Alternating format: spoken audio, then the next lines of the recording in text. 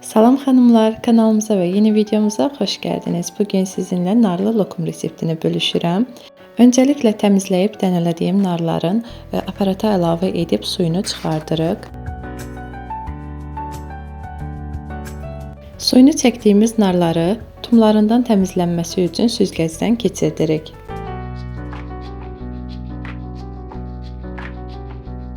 Bir qaba nar suyunu, bizdə 1 stəkan yarımdan biraz az nar suyu çıxdı. Yarım armud stəkan nişasta, 1 armud stəkan şəkər tozu əlavə edib yaxşı-yaxşı qarışdırırıq. Daha sonra orta ateşdə əlimizi çəkmədən qarışdıraraq qatılaşana qədər bişiririk.